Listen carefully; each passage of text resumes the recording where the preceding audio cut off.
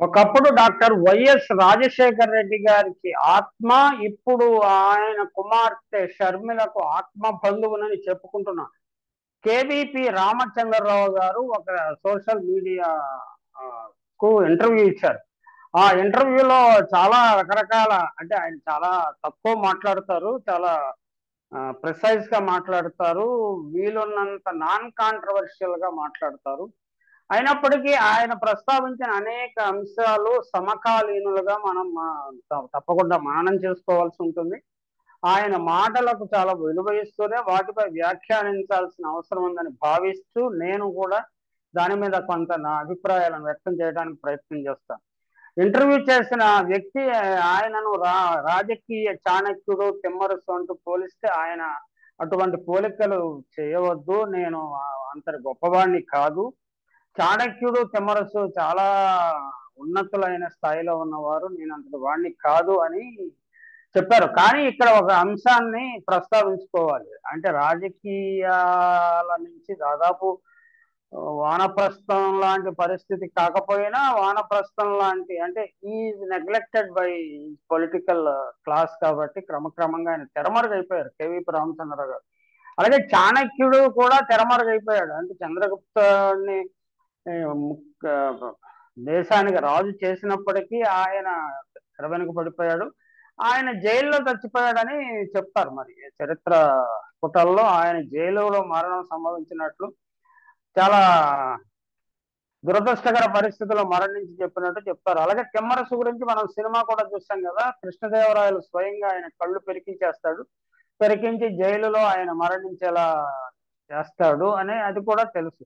అంటే అంటే రాజకీయ పొలిటికల్ గా చాలా యాక్టివ్ లైఫ్ గడిపిన కేవీపీ రామచంద్రరావు గారు ఇప్పుడు ఆయన వానప్రస్థమా సన్యాసమా, మనకు రాజకీయ సన్యాసమా తెలియదు, కానీ ఆయన ఇంకా నేను యాక్టివ్ గానే ఉన్నానని భావిస్తున్నారు.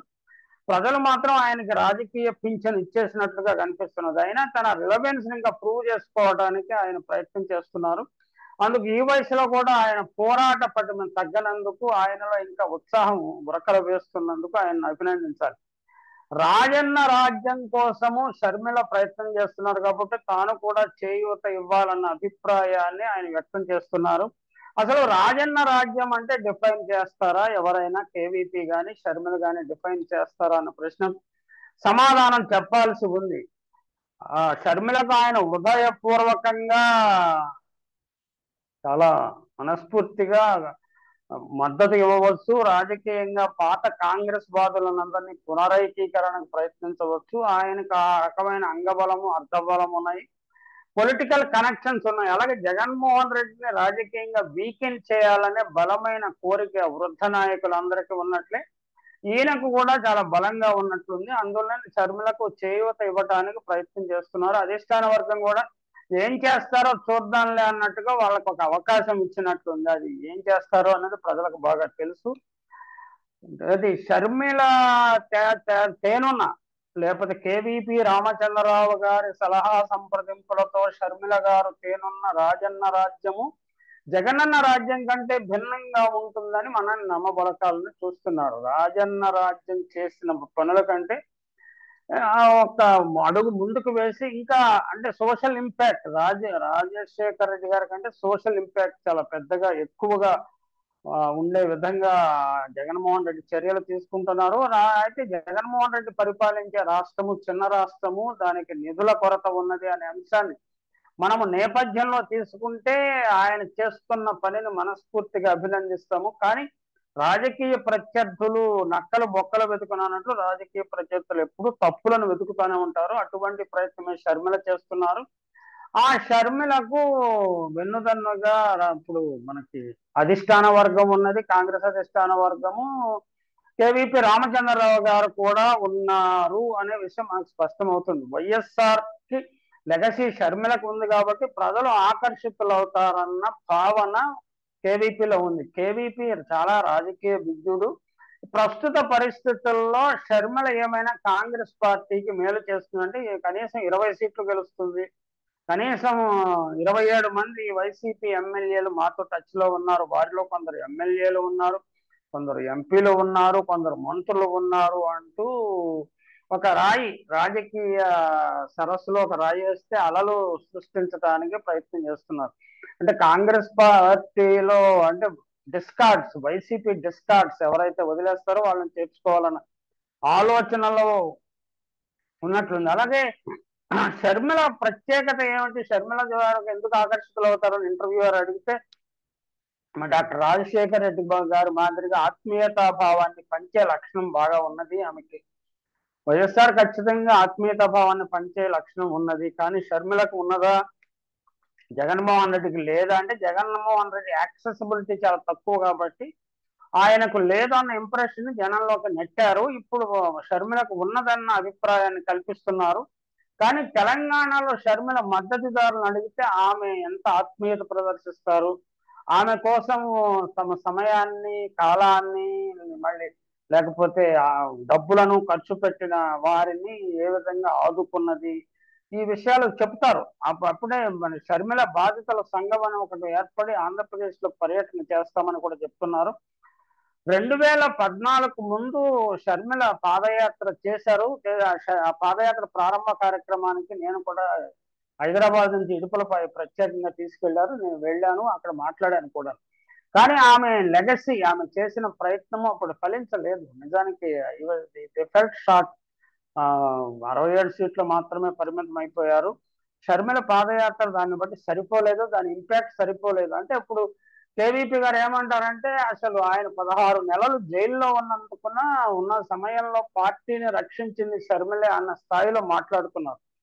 జగన్ పాదయాత్ర ద్వారా తర్వాతనే 151 సీట్లు వచ్చాయని, షర్మిల లేనంత మాత్రాన ఈ 151 సీట్లు ఇంకో 4-5 సీట్లు తగ్గితే తగ్గవచ్చు, కానీ అంతకంటే తగ్గవు అన్న విషయం కూడా కేవీపీ తన 4 దశాబ్దాల రాజకీయ అనుభవంతో తప్పకుండా గుర్తించగలరు.